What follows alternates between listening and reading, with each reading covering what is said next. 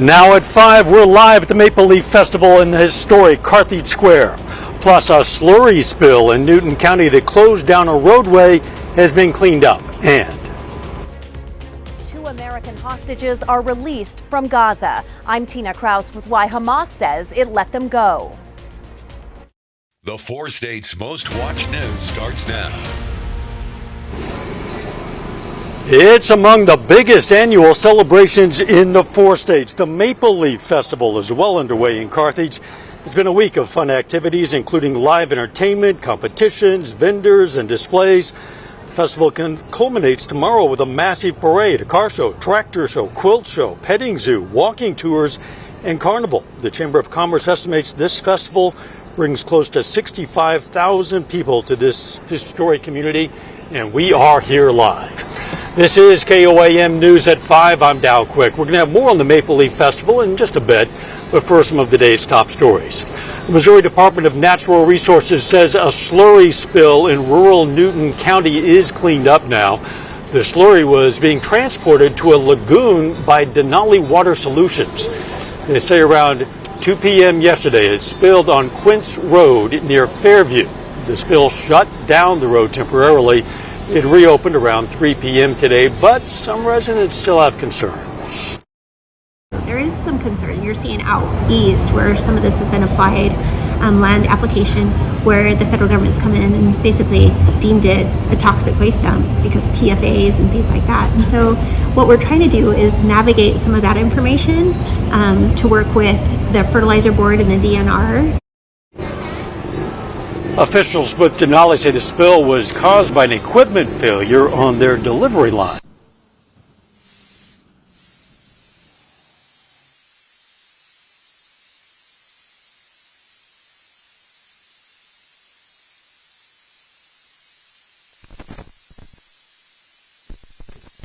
Historians say you can still see blood on the dining room. Was cut during the Civil War so that family members, particularly women and children, could hide when riders came up. Through a granddaughter, have glass. Now as we do this, just let it go.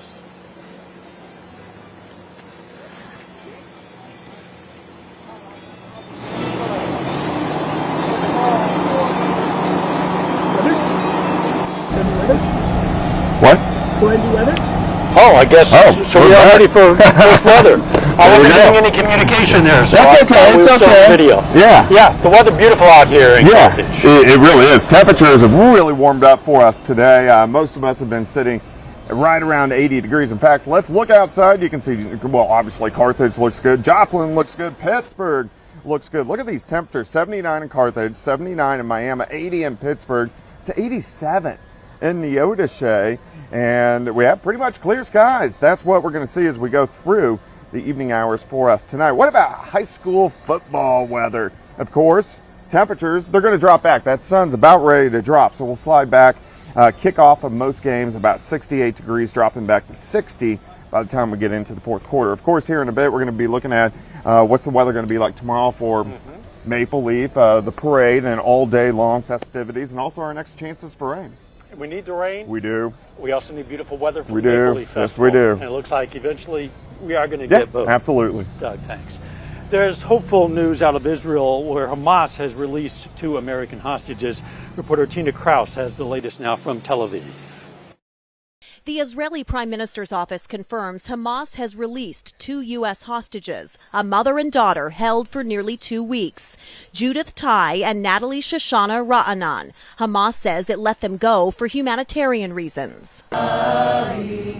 Israeli families of many of the remaining hostages gathered Friday at a massive Shabbat table set with 203 empty seats. We're trying to send them all the blessing and the strength that they need. I hope they will hear us and feel us as we feel them every day. And we believe in them, that they are strong and they can make it. In Gaza City, residents are mourning victims of an Israeli airstrike that damaged part of a church where Christians and Muslims were taking refuge. Palestinian health officials say more than a dozen were killed. Israel's military says it was targeting a militant command center. Nobody is safe in Gaza, regardless of religion, regardless of your involvement in anything. Nobody is safe. Civilians in Gaza are struggling. Israel has cut off food, fuel, water, and medicine. The UN Secretary General visited the crossing from Egypt into Gaza Friday morning, pleading for humanitarian aid to be allowed through as soon as possible. It's absolutely essential to protect civilians, and it's absolutely essential to make humanitarian aid come to the Palestinians in need. President Biden says he's confident the aid will get in soon. I believe that within the next 24 to 48 hours, the first 20 trucks will come across with aid. As the civilian death toll mounts, all sides are watching what the next hours and days will bring. Tina Kraus, CBS News, Tel Aviv. Palestinian Health Ministry says more than 4,100 Palestinians, including hundreds of children, have been killed in Gaza. Ohio Congressman Jim Jordan is now out of the race for House Speaker after losing a third vote today. He continued to lose ground in each round, with now up to 25 Republicans voting against him. House Minority Leader Hakeem Jeffries urged Republicans to find a bipartisan path forward. House Republicans are expected to return Monday for a candidate forum for Speaker. Up next, we're going to speak with the Carthage Chamber President live from the Courthouse Square here in Carthage. Again, we are live in Carthage for the Maple Leaf Festival, and we're joined by the Carthage Chamber of Commerce President Julie Reams. The Chamber puts together what is a massive event in this festival every year. It's a week-long festival, more than that actually, but the highlight every year is the parade. That's going to be tomorrow morning. We're going to show some highlights from past parades, but tell me about just what a big event that actually is. Well, the energy really starts to change about the Monday before. This parade, we have about 188 entries, which means that's about a 2.5-hour long parade. From our theme this year is There's No Place Like Home, Carthage, Missouri, and these businesses that have taken the time to put in the floats to surround the theme, those that are here are in for a treat. They are really spectacular. And people line the streets. The chairs have been out since Monday to get the prime spot to see all of this beauty and celebrate all about Carthage. Having ridden in this parade a number of times over the years, it's remarkable always to see the entire 2.5-mile route lined with people, sometimes 8, 10, 12 deep, having parties in their lawns, everybody coming out for this thing. It's a tradition, and obviously this is 57 years old, and we are blessed. I'm thrilled and honored to be a part of the Chamber, to be able to take our ideas, enhance the festival to where everybody's been coming this whole week to take advantage of all the things that we have going on leading up to this really big day. And like you said, there's parties, they really celebrate how the leaves change, and it's unlike anything that you could ever imagine. And quickly, the entire community benefits from this financially and also with a sense of community pride. Just tell me a little bit about what this festival, not just the parade, but what the festival overall means to Carthage. Yeah, people, they plan their family reunions, they plan all their family come in for this week, and they're trading in our restaurants, they're staying in our hotels. Every hotel is sold out, and they're shopping. This is a huge economic impact to our community. We have a chance to see about 65,000 people tomorrow, and that doesn't mean what's happened the few days before that, when we've had hundreds of people at our park taking advantage of all the things. So it really is a big economic boost to our community. The weather's going to be perfect. I would wish you success, but it's already a foregone conclusion. It is a success. Julie Reams, Chamber of Commerce, thank you so much for being with us. Thank you. Up next, Doug Heddy's in with the forecast. Stay with us.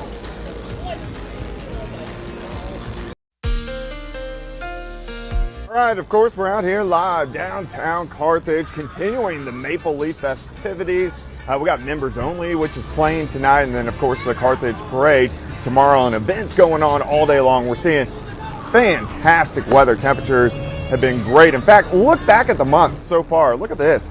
We have been into the 80s the first week. We had a little cool spell the first weekend, back into the 70s and 80s, above normal last week. We did cool back down this past week and into early this week, and then right back up into the 70s, and we're going to continue to get these great temperatures as we stick through the weekend. Looking outside right now, look at this. It's 80 in Pittsburgh, 78 in Neosho. Right here in Carthage, it's 79.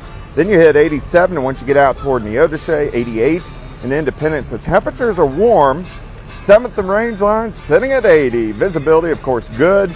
Northerly winds at about 5 to 10 miles per hour.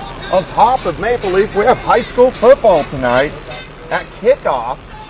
Temperatures are going to be about 68. We'll drop back through the 60s, and by the end of most games, we'll be sitting right around 60 degrees. So it looks fantastic as we go through the evening hours.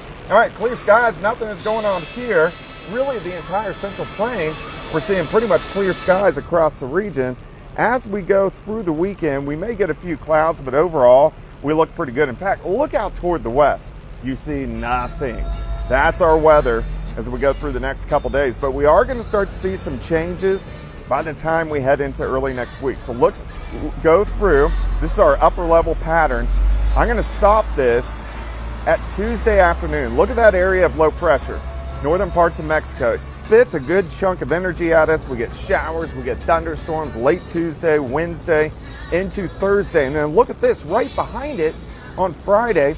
Another system rolls in. This gives us more rain, and then we reload again as we go into next weekend. So if you've been wanting the rain, which I'm sure most of you have, we have chances for rain in the forecast, which is great. Now, this is potential rainfall as we go through the next week, and this is a model, so it doesn't, don't take it to heart, but it just shows the potential for a lot of areas to pick up 1, 2, 3, maybe even 4 inches of rain. Now, until we hit this, we see a fantastic weekend. Look at our temperatures as we go back through the evening.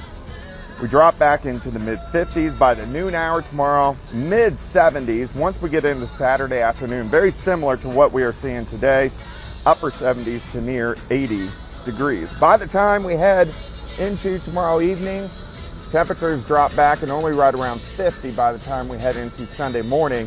And then by Sunday afternoon, also temperatures are looking pretty good. So day planner for tomorrow, if you are heading out to the parade in the morning, 9 a.m. 61, but up to 71 by 11 a.m. So temperatures look great, 80 for a high, 78 on Sunday.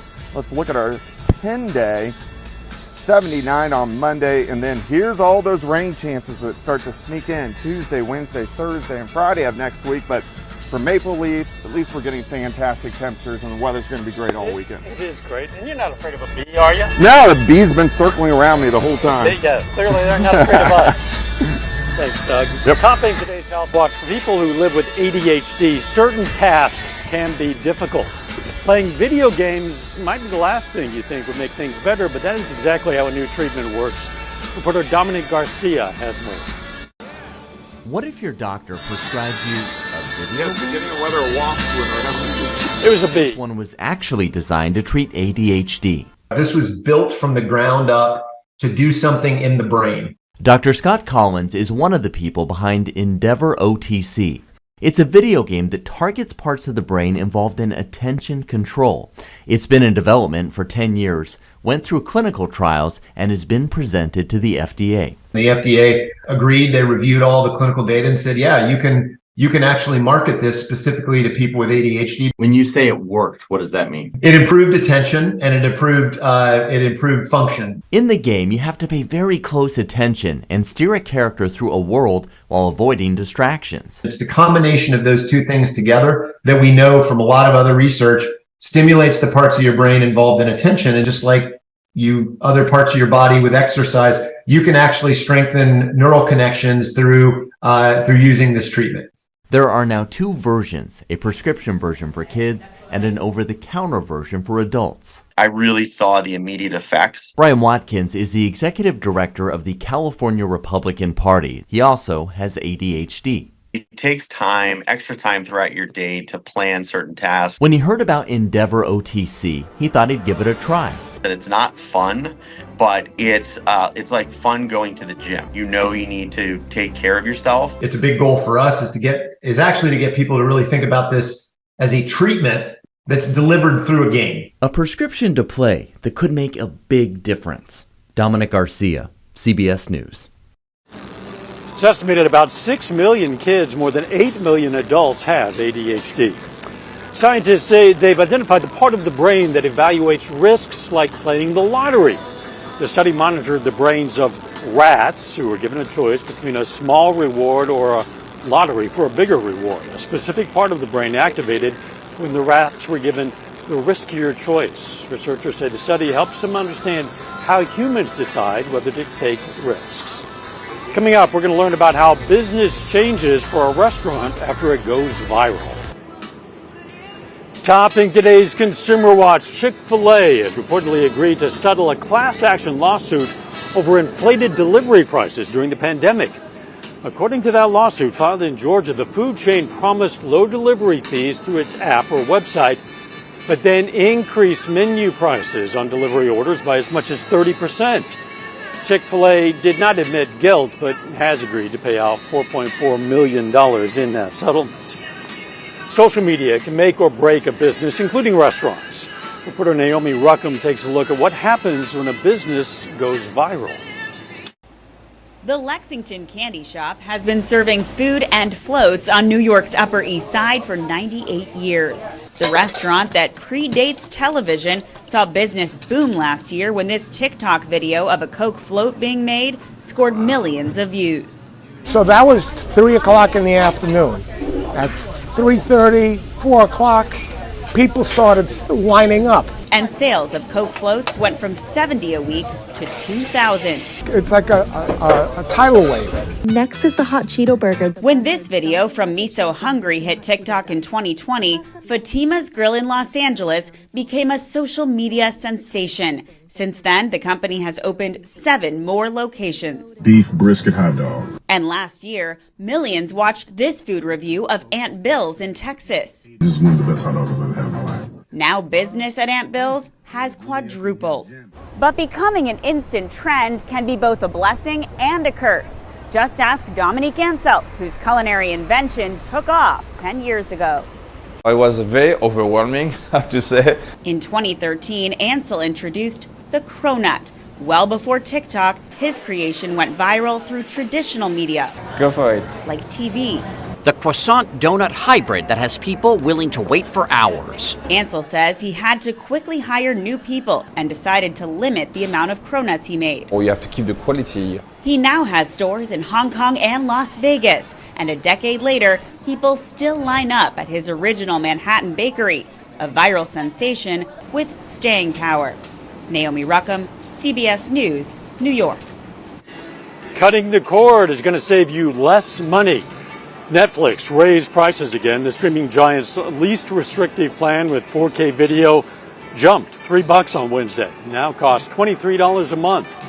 Netflix killed its single stream basic plan, but existing members are grandfathered in and can keep it for $12. A final check of the forecast live from Carthage next.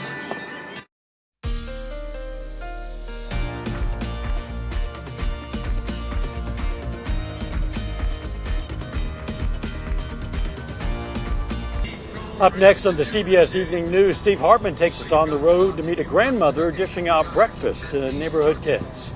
Then on KOAM News at 6, details on a fundraising dinner for a Girard, Kansas boy preparing for his 3rd open heart surgery. Plus, we're going to speak with the Maple Leaf Festival Queen. And it's Friday, which means high school football. We're going to hear from the head coach of the Seneca Indians ahead of the game against Nevada. Stay with us for the CBS Evening News and then KOAM News at 6. Right here on the square in Carthage. The food trucks moving in. I know. The shadows are getting longer. Yeah. Beautiful. It looks great. Evening. Yeah, Yes. we're going to have a fantastic evening. We're going to be dropping back through the 60s, eventually into the mid-50s later on tonight. Now, tomorrow looks great. Temperatures are going to warm up quite a bit. Kind of very similar to today, upper 70s to near 80 degrees. Near perfect. Yeah, it looks Maple Leaf great. Festival.